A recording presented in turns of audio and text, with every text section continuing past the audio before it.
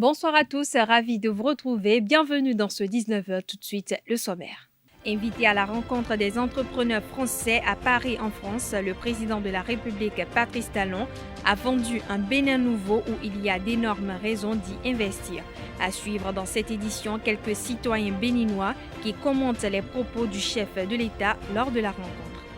Distel Amoussou, consultant médias, communication et analyste politique, poursuit ses consultations politiques. L'homme qui s'annonce en politique a rencontré ce mardi 30 août 2022 le président du parti politique Force Cori pour le développement du Bénin FCDB, le professeur Soumanou Toleba, le compte-rendu de leurs échanges dans cette édition. En sport, Espoir FC de Cotonou affronte Bayelsa Queens FC du Nigeria en demi-finale des éliminatoires de la Ligue africaine des champions féminine au stade de Yamoussoukro. Plus de précisions dans un instant.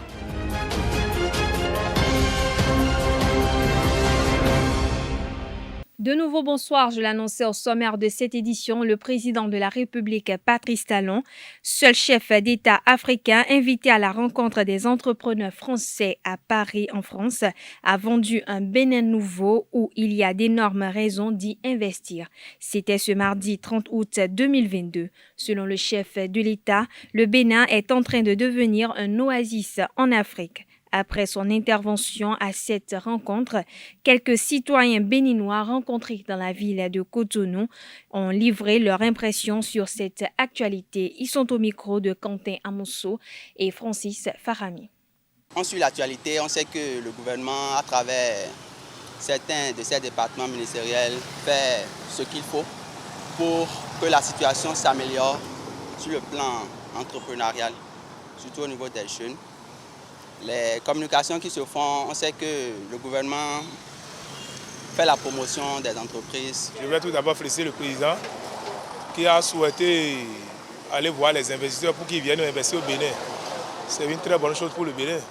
Si ceux-là peuvent venir investir, la population va gagner beaucoup. On a dit que le Bénin est en train de devenir un oasis en Afrique ici. Mais je crois de normal, c'est normal parce que en tant que chef d'État, vous devez vanter les mérites de votre pays. Et il n'y a rien d'étonnant là. Donc je pense que le chef de l'État a fait son devoir. C'est d'attirer les investisseurs français pour qu'ils viennent au Bénin. Aujourd'hui, le problème de délestage, c'est vrai, ça continue, mais il faut avouer que contrairement à ce qui se remarquait par le passé, il y a une nette amélioration. On peut passer aujourd'hui un mois sans avoir une seule minute de coupure de courant au Bénin. Nous en avons connu, mais par le passé, ce n'est pas toujours ça.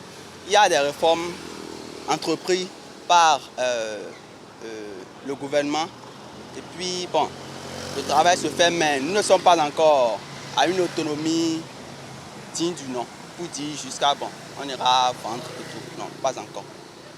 C'est quand même satisfaisant, hein, ce qui se fait actuellement. Si ça peut attirer les investisseurs français, tant mieux. Et donc, c'est que nous, on veut que ceux-là qui l'ont écouté, ils viennent investir au Bénin. Et c'est là où on va voir si sa parole n'est pas tombée en l'air. Nous n'allons pas dire que ce qui se passe au Bénin avec les infrastructures, avec tout, on ne peut pas le dire en tant que Béninois que vraiment nous ne sommes pas contents. Nous sommes contents de son système. Le consultant médias, communication et analyste politique Distel Amoussou poursuit ses rencontres politiques. Dans l'après-midi du mardi 30 août 2022, il a rencontré le professeur Soumanou Toleba du parti Force Cori pour le développement du Bénin FCDB. En présence de quelques membres du bureau du parti FCDB, les deux hommes ont échangé sur 3 points essentiels liés à la sécurisation des réformes engagées par l'administration Talon depuis le 6 avril 2016. Reportage signé Anaël Dou. Dans le cadre de ces consultations politiques, Distel Amoussou, consultant médias communication et analyste politique, est reçu par le professeur Soumanou Toleba, président du parti Force Cori pour le développement du Bénin, FCDB, et quelques membres de son bureau.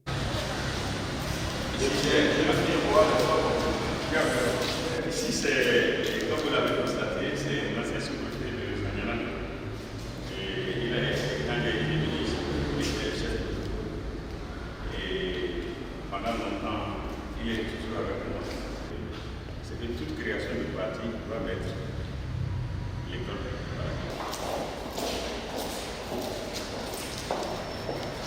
Soumanou et Amoussou ont discuté autour de la sécurisation des réformes opérées en République du Bénin. À sa sortie d'audience, Distel Amoussou note 3 points qui seront pris en compte dans la suite de sa démarche. Je reconnais 3 éléments essentiels, éléments de proposition que j'estime très importants. Le premier élément que je retiens, c'est par rapport à la consolidation de la réforme du système partisan. Nous observons tous que depuis quelques jours, la réforme du système partisan est titillée. Il n'y a plus d'alliance autorisée, mais il y a des regroupements qui pourraient ressembler à des alliances. Le président Toleba et son équipe proposent que nous avons là une opportunité de nous rasseoir, de revoir les tests, de discuter et de voir s'il ne serait pas possible de faire une ouverture. La deuxième proposition que je retiens et que je vais intégrer à ma démarche concerne le financement des partis politiques. Ils estiment que nous pouvons réfléchir à nouveau de sorte que les mastodontes ne restent pas les plus forts, mais que les jeunes pousses puissent bénéficier également de la formation. Oui, de la formation.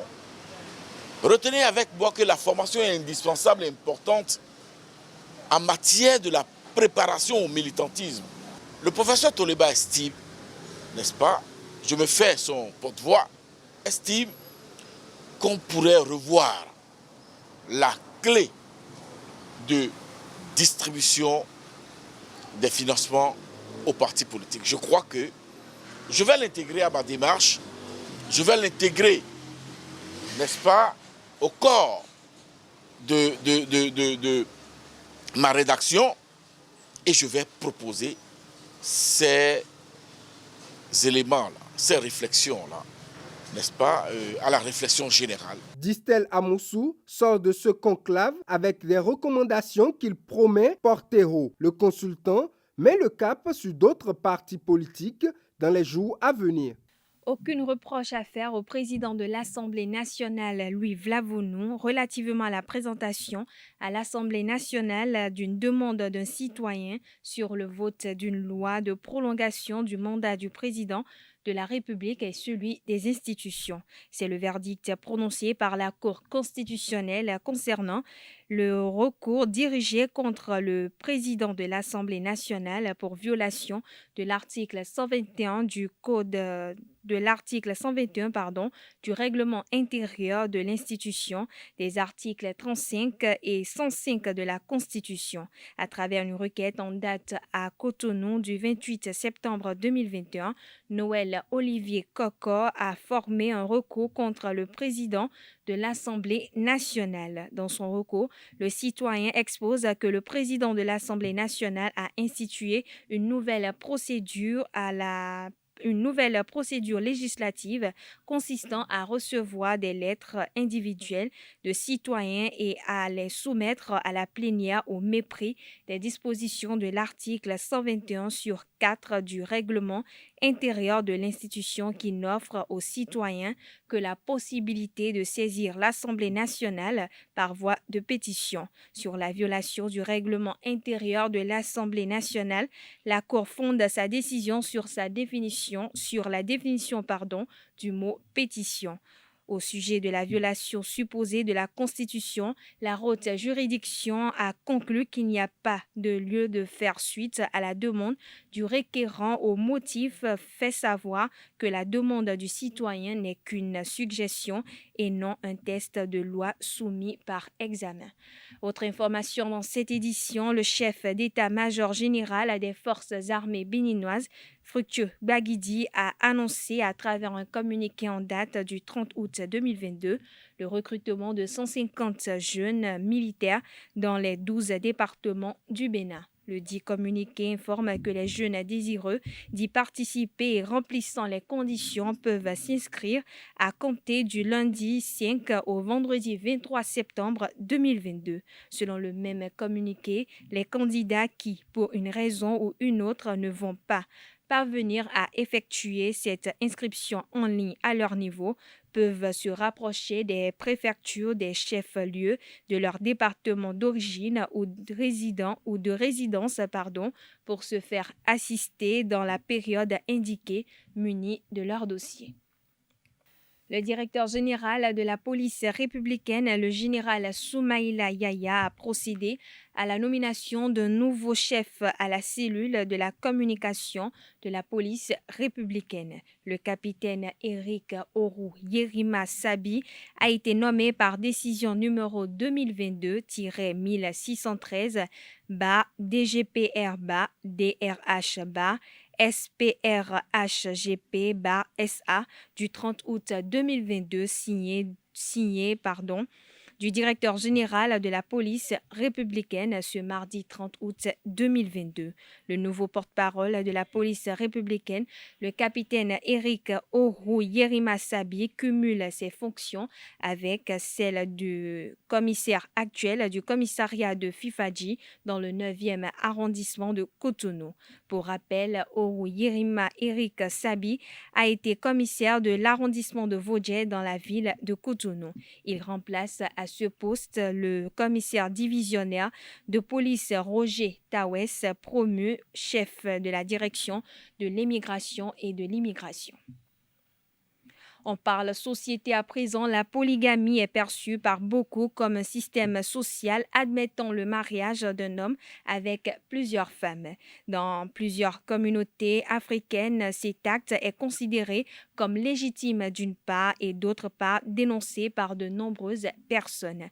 Aujourd'hui, nous vous proposons des avis contradictoires de quelques citoyens de la ville de Cotonou sur ce sujet. Des propos recueillis par Quentin Amoussou et Francis Farami. Selon Dieu, la polygamie est une mauvaise chose. En créant l'homme sur la terre, il a fait une femme à un homme. Donc, Dieu n'a pas fait deux femmes pour un homme.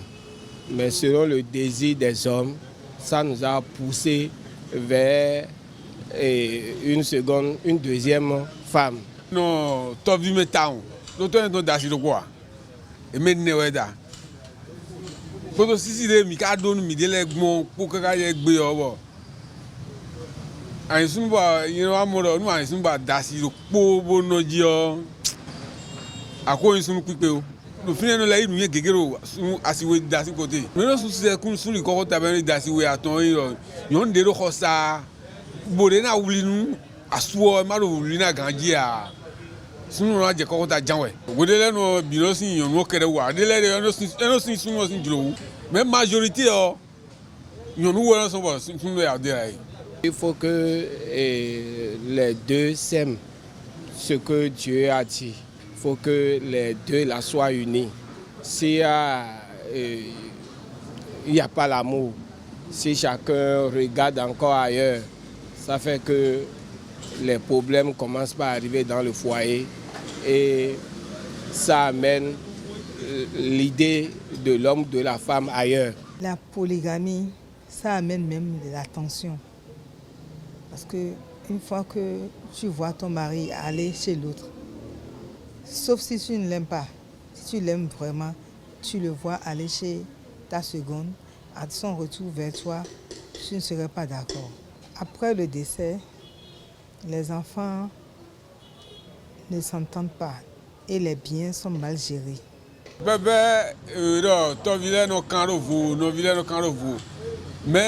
nous avons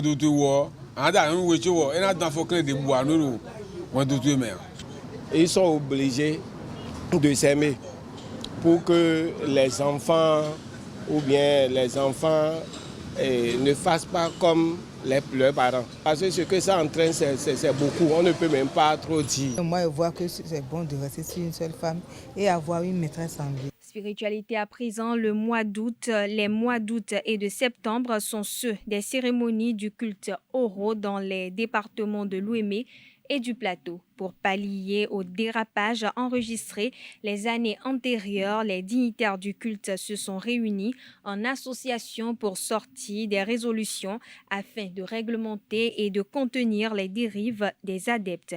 À ce propos, je vous invite à suivre Bernard Adjibodou Olori, chef suprême du culte Oro de l'Ouémé et du Plateau. Il est au micro de Jacques Marion d'Almeida.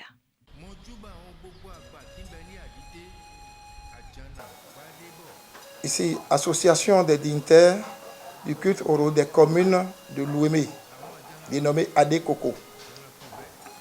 Lettre circulaire à tout responsable des forêts sacrées.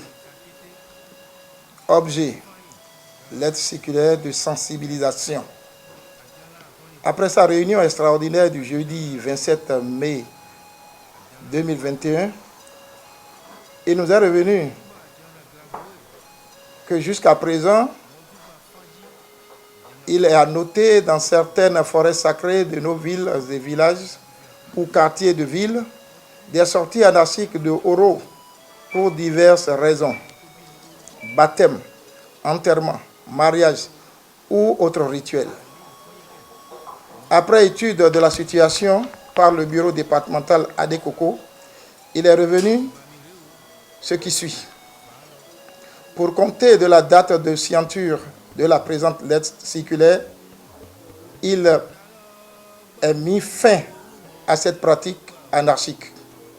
Toute sortie Oro pour quelque rituel que ce soit est subordonnée à une demande adressée aux responsables de la forêt sacrée et au chef du quartier concerné. Une autorisation est donnée et compte rendu est fait immédiatement au bureau de l'arrondissement concerné, aux diverses autorités politico-administratives de la localité concernée avant toute manifestation. Tout dérapage dans ce sens sera imputé aux responsables de la dite forêt qui en répondront. Les autorités politico-administratives sont priées chacune en ce qui concerne de prêter main forte à nos divers responsables par le respect scrupuleux de cette note circulaire en vue de ramener l'ordre et la quiétude au sein de notre paisible population. Fait à Diara le 9 juin 2021 pour le bureau du département de Adekoko, signé Bernard Adjibodou. Le 10 juillet, nous avons invité dans chaque forêt sacrée 5 membres, qui veut dire le Adjana Oro et 4 de ses dignitaires. Alors, on a plusieurs dignitaires, on a plusieurs Adjana. Ils doivent se rendre sur les lieux, dans les locaux de l'ONG Hope for Africa, à côté du commissariat Diagandaro de Porte-Novo, pour les sensibiliser. Les gens croient que c'est une fête. Ce n'est pas une fête. C'est une manière de les rassembler et de les sensibiliser sur la façon dont les rituels de Oro seront passés dans chaque forêt à partir du mois d'août et septembre, pour ne pas avoir de dérapage. Toujours dans le même registre, la divinité Dan est symbole de richesse. Pour le prince Zedeka Zedeka, certains signes montrent clairement que l'être humain est sous l'influence de cette divinité. Pour en savoir davantage à ce sujet, suivons les explications du prince Zedeka Zedeka. Il est toujours au micro de Jacques Marion d'Almeida. Avant d'entrer de jeu, je salue tous les hauts dignitaires tous les hauts dignitaires qui ont exercé le métier avant nous, nos aïeux, nos ancêtres, qui ont eu de grands pouvoirs et qui, n'est-ce pas, nous ont légué acquis de droit. Et je salue tous les dévanciers, tous nos dévanciers, et je salue également mon père Zereka Zereka, et les hauts dignitaires, les Adara Sosagedengue, les Dagboku Notamadira Poupon, les anciens, et tous ceux qui s'intéressent au Panthéon Vodou, tous les gardiens, grands comme petits, des jeunes aussi, qui sont dedans, les Tassinons, les Runogans, les vénérables officiers, les Tassinogans, les Babadjran, tous ceux qui s'intéressent à la sauvegarde de notre Panthéon, du Panthéon Vodou, au patrimoine immatériel, culturel et culturel immatériel du Dahomey, de l'Afrique tout entière. Je les salue et je leur rends hommage. Voilà. Depuis la nuit des temps, nos ancêtres avaient l'habitude de pratiquer nos réalités.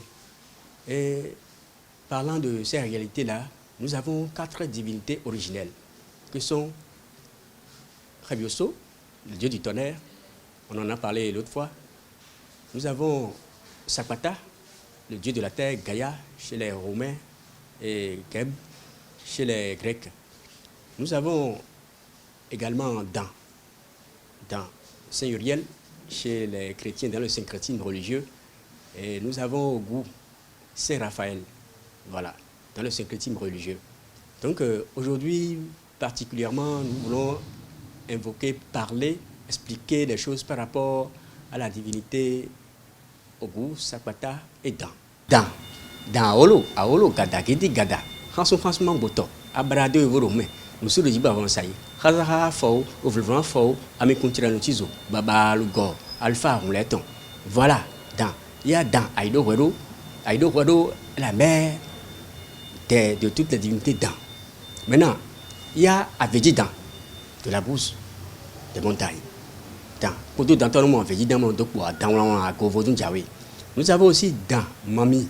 Ça, c'est la reine des océans. Je vais évoquer en général dans les signes de Dan. Quelqu'un qui est sous le signe de Dan. D'abord, la divinité Dan est la divinité dépositaire de la richesse, de l'opulence sur cette terre. Si vous voulez avoir la richesse matérielle, financière, et la richesse n'est pas que financière, n'est pas que matérielle, elle est aussi intellectuelle, elle est aussi en connaissance, elle est aussi en sagesse.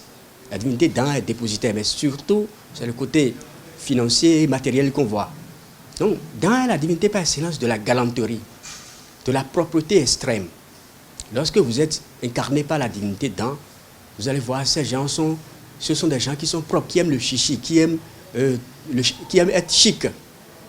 Ils aiment être chic, ils aiment être propres, ils aiment les parfums haut de gamme, ils aiment la propreté extrême. Lorsque vous allez chez eux, tout est au point. Ils n'aiment pas être souillés physiquement et surtout spirituellement. Ils aiment là où il y a la clarté, il y a la vérité. Ils sont des sources de vérité. Ils n'aiment pas l'injustice. Lorsque vous êtes sur le signe de Dan, vous n'aimez pas l'injustice, je l'ai dit tantôt. Vous n'aimez pas l'injustice, vous n'aimez pas que votre prochain souffre à côté de vous. Et quels sont les signes? Dan a l'habitude de faire des signes annonciateurs aux individus, aux personnes qui l'incarnent, sans que la personne le sache. Mais il faut au préalable faire des consultations pour déterminer de quel type de Dan il s'agit. Maintenant, avant de venir aux différentes consultations, je vais dire les signes annonciateurs. Quels signes la divinité Dan fait dans la vie d'un individu qu'il incarne ou bien qu'il veut incarner. D'accord? Quels sont ces signes? Lorsque vous dormez, ou bien vous rêvez, vous voyez dans l'eau, vous voyez tout le temps dans l'eau.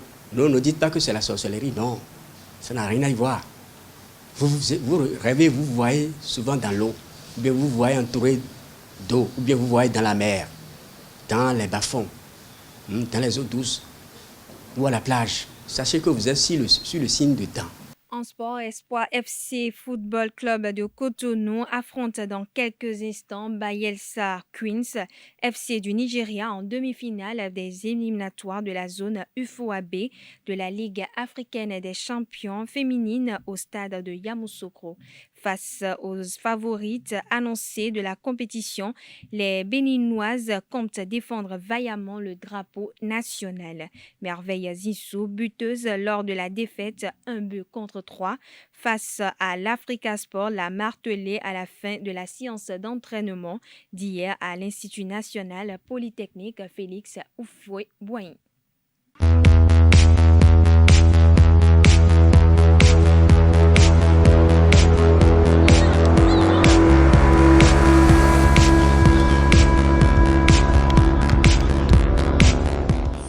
Nous savons que Bayelsa n'est pas une petite équipe, mais nous sommes vraiment prêts à défendre nos couleurs, à défendre le Bénin demain. Une demi-finale, il y a toujours beaucoup de pression, beaucoup de tension, mais d'une manière ou d'une autre, nous parvenons à gérer la pression et la tension. Les filles ont eu leur dernière séance d'entraînement aujourd'hui. On a préparé un système de jeu qu'on mettra en place demain.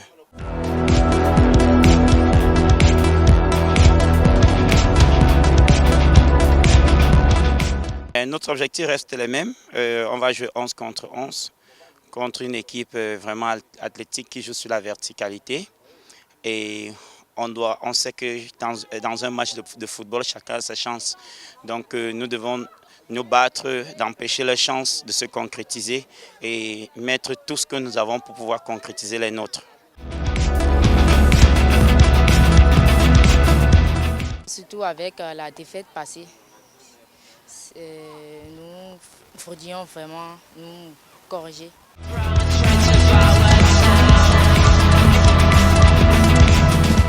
Les Amazones ont besoin du support de leurs fils laissés au pays. Et leurs fils doivent toujours serrer les coudes pour pouvoir prier et pousser les Amazones en avant.